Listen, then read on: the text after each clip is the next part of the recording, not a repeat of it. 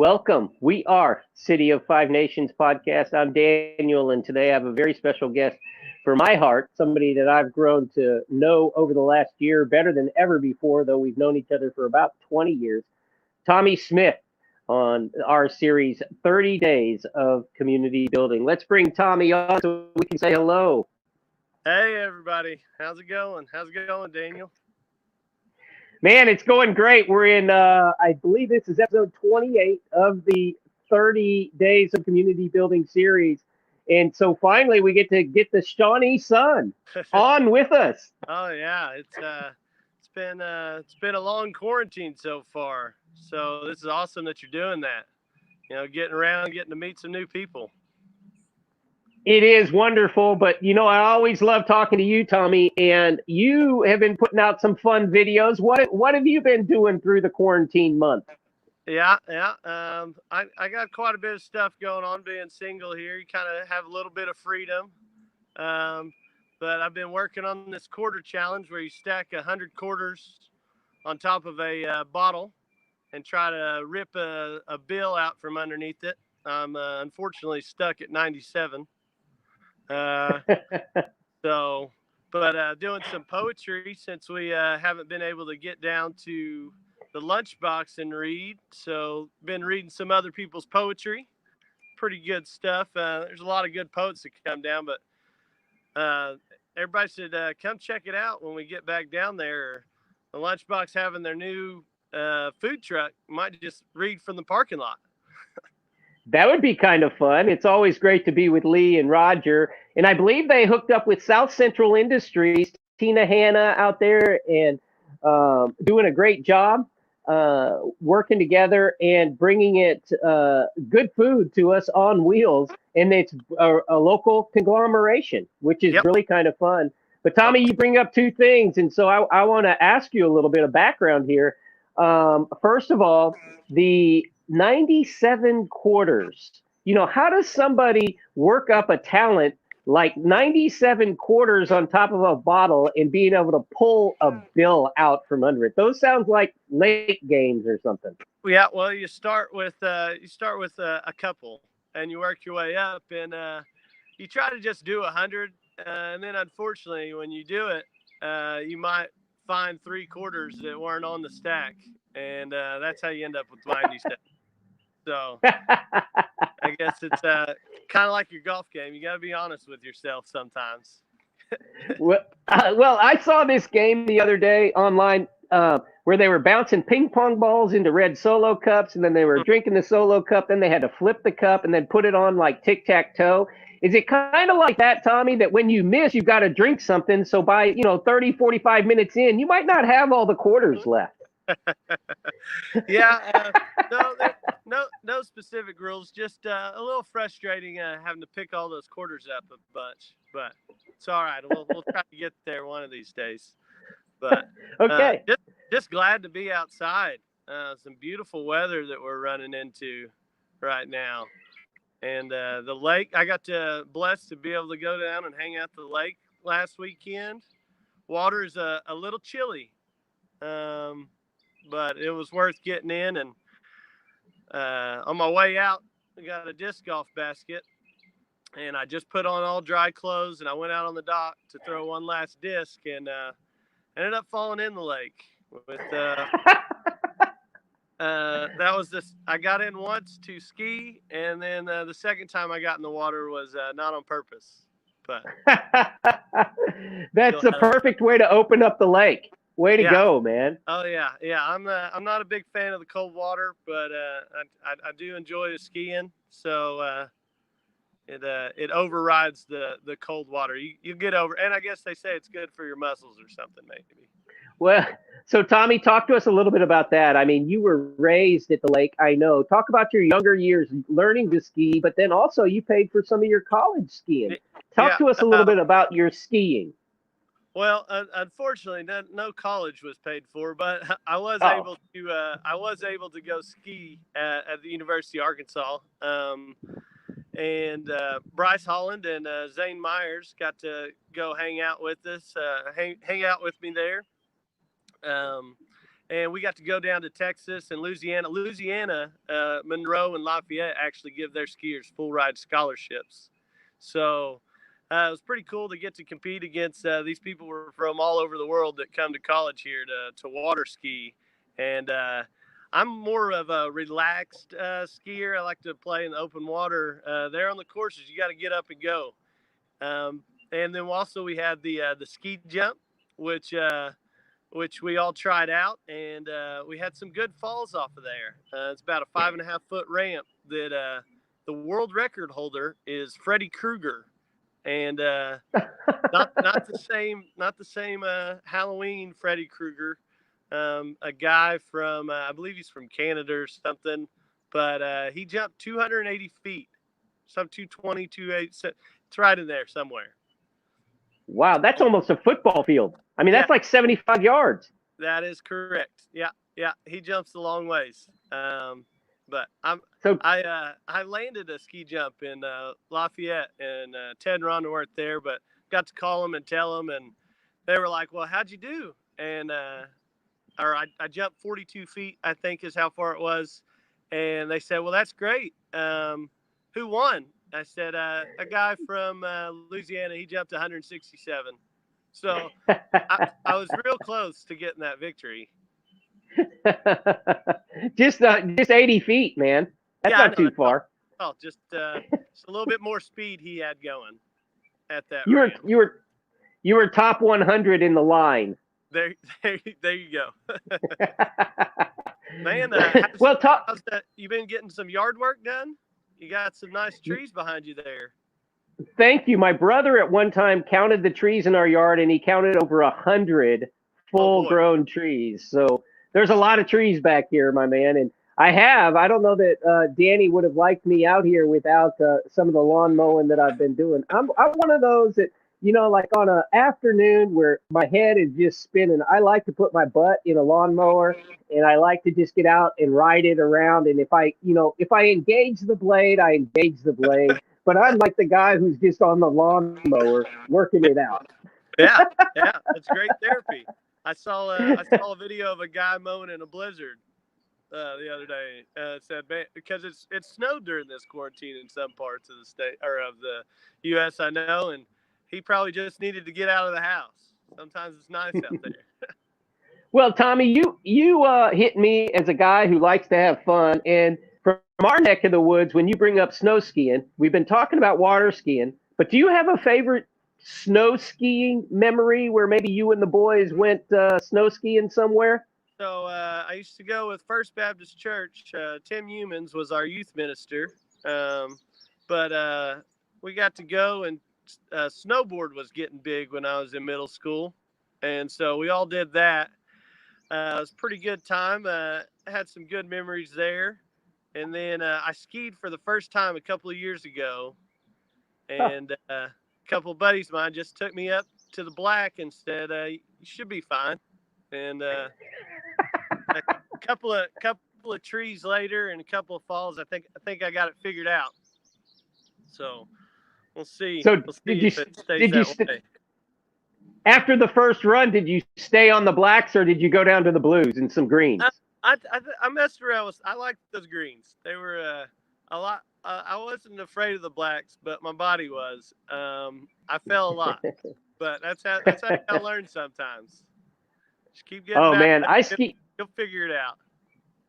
I skied a lot when I was like in elementary school, real young. I was probably second grade through sixth grade.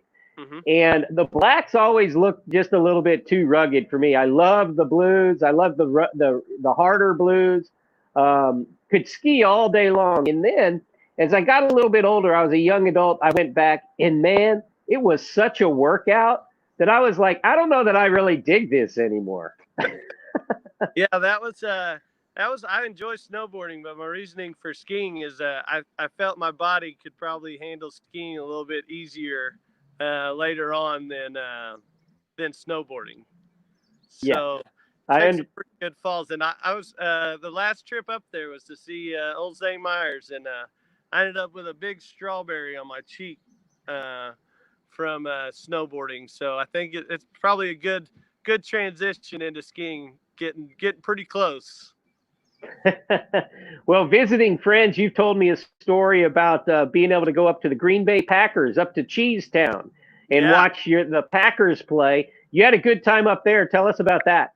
Oh man, Wisconsin, it's a different kind of place. I got a cousin up there, and we had a good time. His town, Watertown, actually has more bars per capita than any other town in America.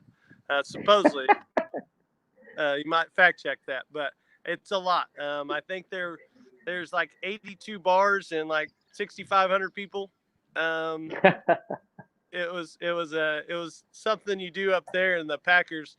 Everybody in Green Bay loves their Packers. The only national football team that's owned by the people. So they made a poor decision in the draft, though. I think they've been kind of the butt of a bunch of jokes here, and I saw where Aaron Rodgers has been there for 15 years, and they've never drafted a skills player in the first round, which is kind of interesting to me. But man, Well, I was gonna he's say. looked at. Go ahead, Tommy. No, you. I was gonna get off subject, but just making the decisions like that, man. Baseball this year, I was really, really disappointed to miss out on that. Got to talk to Kevin Paxson for a while, and yeah, had a lot of talent on the team this year. Yeah, we did. We're talking, of course, about the Wolves. And Coach Paxson, did he coached you in the younger years, or was he closer to your age and he wasn't back yet? He's more of my brother's age, but he got to coach our summer league one summer when I believe in like 8th grade or 9th. It was when he just got into coaching. He came down here and did a little summer stint, and so he tried to get me to come play college ball with him because I couldn't throw fast, but I could throw strikes. So his point was, hey, you don't do anything different. I don't want you stronger, throwing harder. I'm just going to throw you in for an inning, and you just throw strikes. That would have been fun. Yeah. Talking about coaches, how about Coach Sexton? We met yesterday. What were your thoughts about that? The new football coach. I enjoyed getting to watch that. Unfortunately, I didn't get to ask him any more questions because my phone. It's the service here. I was over at the salvage yard. Stayed home for you today, picking up a little better. So, but I, excited to have some change here, and we'll see what happens. See what he can do. But seems to be doing it for a long time, and hopefully it transitions well here into Shawnee. Yeah, I agree. You never know until we see it on the field. But he has a talented bunch of kids coming in this year, and it should be a lot of fun to watch. Tommy, how fun was it last year following the Wolves and all the different sports? Talk about that. Oh man, it's a really good time. Getting to see all the different sports. A lot of sports I didn't get to watch much of in high school.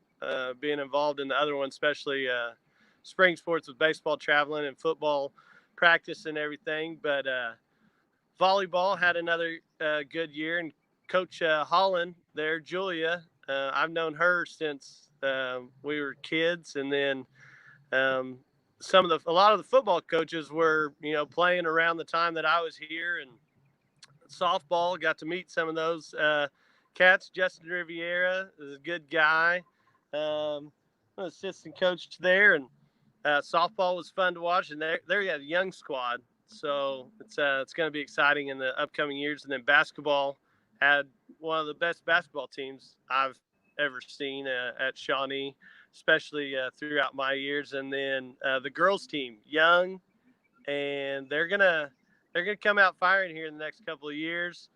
And then there was swimming. I wasn't sure on swimming, but man, we were good.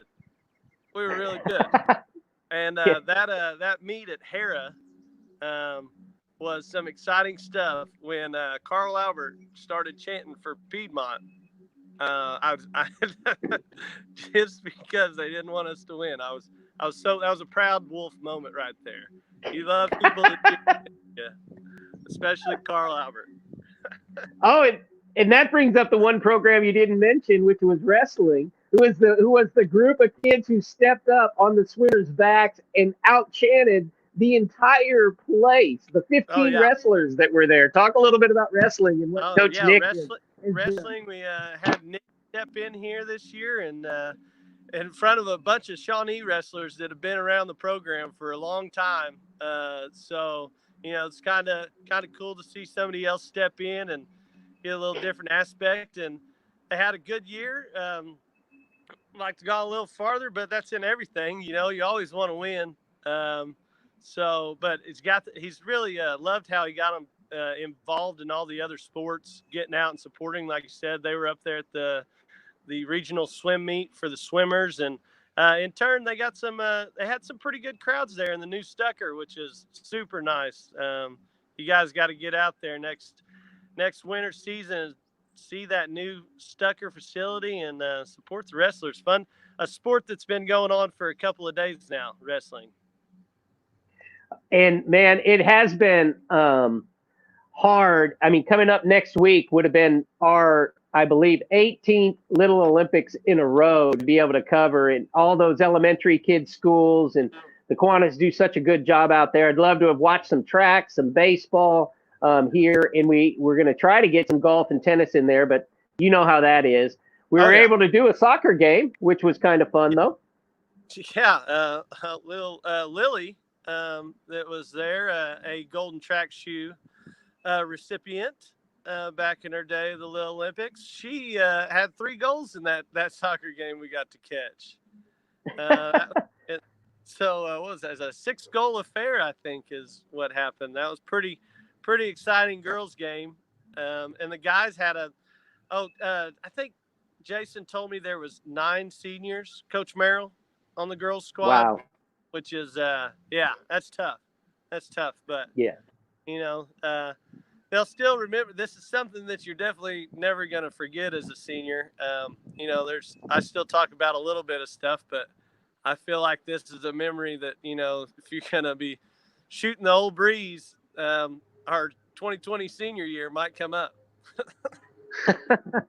I would agree, man. And now another love that you have, you're passionate about a lot of different things, but something that your Uncle Spur put in you is your poetry. And I understand. I understand. You're good. No, I want you to go. Tell us about poetry, man. Okay. Actually, old Jim Spurt, he's inducted in the Shawnee Football Hall of Fame and never coached or played. Which is kind of weird and kind of impressive all in the same. But he was a quarterback club president back in the 80s and at the late 80s. And that's how he became and then he announced for the radio for a long time. But he was in the military and he was a paratrooper. And that's where he actually got into poetry. And he taught me that, poetry is something that there's no rules to. So you don't have to worry about grammar too much. And you can kind of just express yourself on paper, whether you show it to anybody or not. That's up to you. But it's just good to write your words down sometimes. And it's pretty nerve-wracking when you come and read. But I got Daniel had me grab a poem for you, so I picked one out. It's called Dr. Conley. I'll just read it real quick here for you. I always enjoy my therapeutic sessions with Dr. Conley. She's always there whenever I need her. When I'm traveling through the roughest of waters, she's uplifting me and giving me full support. Even when the water is smooth as glass, her support is stronger than ever. Through the fast speeds and the quick turns, and she's there whenever I need her. Sunrise, the afternoon, when the sun's setting, even when I take my wild rides with a full moon in the night sky, she takes me away from reality, leaving problems, fears, and worries at the shoreline. Just for a moment, or as long as I want, Dr. Conley has to give me somewhere to go. In the worst of times, I realize I need Dr. Conley, so people might need more. but all I need is a really good ski. So yeah, that's old Very Doc. nice. Yeah, my hair's kind of flowing around here today. I think I need to go see Christy here in a couple of weeks. She's gonna try that reopen here in May at some point. That'll be good. And Connolly, of course, it's a brand of water ski, right? Yep. Dr. Conley it's Conley's a water ski, and so it's not an actual doctor, but it's a doctor for me. I like that a lot. And you make a good point that Spur made with you of sometimes just writing down your thoughts and expressing that can really fill the inside of a person, but also it helps you to think about the things that are important to you. Oh yeah. You think about that stuff, and sometimes it just gets stored away in your head, or you forget about it. And sometimes you put it down on paper. You can kind of see what you're going through at certain points in your life, and what you felt like, and how you've grown a little bit or changed. It's neat, something different. It is neat. I had a teacher in my senior year of high school, and that's where I was introduced to journaling. And he would make us write 3 times a week in a notebook that we had for the first 10 minutes of class. He said it didn't matter what you wrote at all, just let me see your pen moving. And I really learned how that really was invigorating through the day, just being able to let that out, whatever it was that I was writing. Sometimes I just wrote blah, blah, blah, blah, blah. But then there would be a sentence or two that was kind of interesting. And because you brought that up, as I was waiting earlier to get this going, I wrote something down and I thought, that's pretty poetic. And it was, Yep. and it wasn't even thinking about you, Tommy. It was just, I wrote the date, which is what I do, and it's just 3 sentences. It's like life is a series of tests, decisions, which are arrows into the future. The decisions impact the future, some the next moment, others years into the future, and most somewhere in between. And, sitting here with a poet, that could be a poem right there. That was pretty poetic right there. I think I'm going to count it. Thank you, man. That's why I like playing basketball with you. If I get close, you count it. Yep, that'll work. Well, Tommy, thank you for being with us today. I think I'm going to let you go. I'm going to run, and we're going to have a day in the City of Five Nations. And thinking of you today, I think you are a Shawnee son, my man. That's going to be a moniker for you, the Shawnee son. How about that? Yeah, I think it's my family's been around here for quite a while now. That's so it kind of works out. You meet a couple of people. That's I see the Harrison Discount Pharmacy up there in the corner. Yeah. Good old David from around, but yeah, we'll if go hang out here in the city of Shawnee. I love it, man. Hey, thanks for taking the time and being with us. Tell Ted and Rhonda hello, okay? Will do. See you, Daniel. Later, Jared. See you later.